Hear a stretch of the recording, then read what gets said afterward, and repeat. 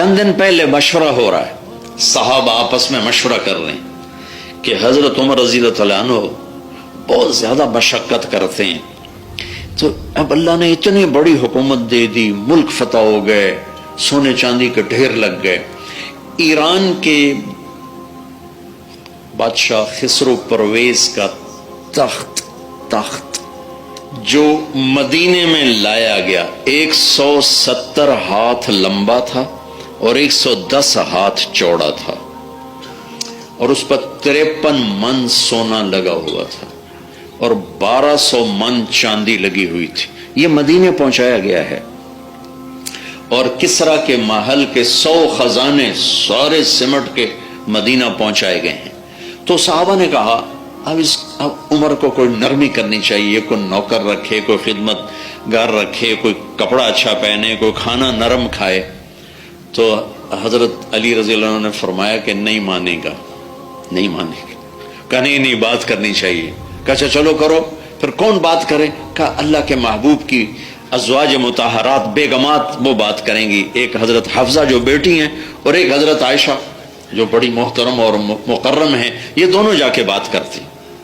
تو یہ دونوں اجازت لے کر حضرت عمر کے پاس آئیں کہ امیر المومنین ایک گزارش قبول۔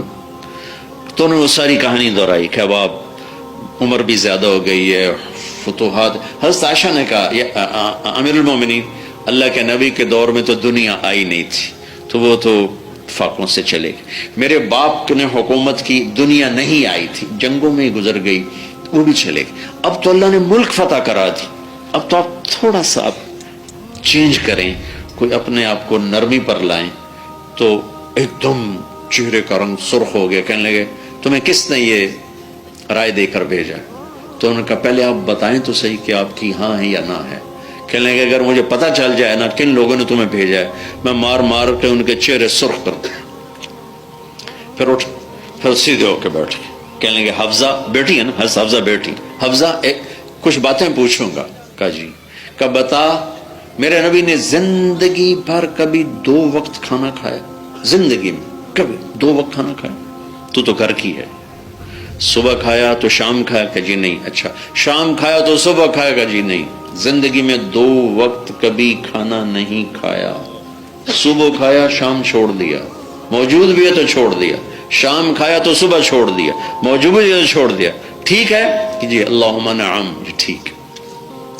تمہیں یاد ہوگا تو نے ایک دفعہ چھوٹے سے میز پہ کھانا رکھ کے دیا تھا کہ یا رسول اللہ اس پہ کھائیں، تو آپ نے اٹھا کے زمین پہ رکھ کے لیا تھا کہ حفصہ میں تو اللہ کا غلام ہوں، میں غلام بن کے روٹی کھاؤں گا، نوکر بن کے روٹی کھاؤں گا، آقا بن کے نہیں، ٹھیک ہے جی اللہم نعم۔ تیرے گھر میں میرے نبی کا بستر جو تھا ایک ٹاٹ تھا جو دن کو پھیلا دیتی تھی تو، اور رات کو دوہرا کر کے بچھاتی تھی، ایک رات تو نے اس کی 2 کی بجائے 4 تہ لگائی، یاد ہے کہ جی؟ کہ صبح اللہ کے نبی نے کیا فرمایا تھا کہ حفصہ میرا بستر تبدیل کر دیا؟ کہ نہیں یا رسول اللہ وہی ہے، صرف دوہرے کی بجائے چوہرا کر دیا۔ کہ نہیں حفصہ اسے ویسا ہی کر دے جیسا یہ پہلے تھا، میں رات کو اٹھتا ہوں اللہ سے بات کرتا ہوں، اس کی نرمی نے مجھے اٹھنے میں ذرا مشقت میں ڈال دیا، اسے ویسا ہی بچھا دے جیسا پہلے تھا، ٹھیک ہے؟ کہا جی ٹھیک ہے۔ کہ اللہ کے نبی کے کتنے جوڑے تھے تیرے گھر میں؟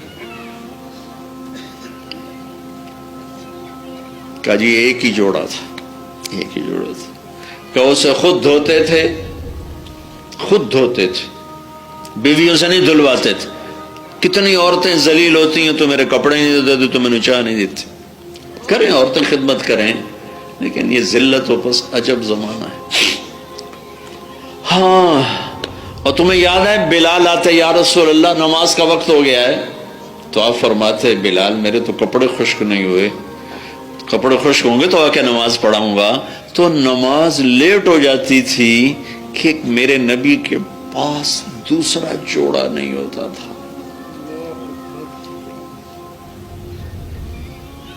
مالدار خواتین 300 جوڑے لٹکا کے رکھے ہوتے، 100 جوڑے کھڑے ہوتے، 20-20 जूतियों के पैर पड़े होते हैं, जोड़े पड़े होते हैं। याद है? कहा जी याद है। कहा अच्छा हाफजा आयशा, जिन्होंने भेजा है उन्हें कहना कि 3 साथी सफर पे चले थे, एक चला और मंजिल पे पहुंचा, फिर दूसरा उसी के कदम कदम चला और मंजिल पे पहुंचा, अब तीसरा रास्ते में। उनके कदमों पे कदम रखेगा तो उनके साथ जा मिलेगा, अगर दाएं बाएं हो गया तो मिल नहीं सकेगा। मुझे मेरे रब की कसम, मैं इसी हाल पे मरूंगा जिस हाल पे मेरा नबी मुझे दुनिया से छोड़ कर गया था। जैसा उमर छोड़ के गया था वैसा ही उमर लेके पहुंचूंगा अपने नबी के पास। जाओ उन्हें बता दो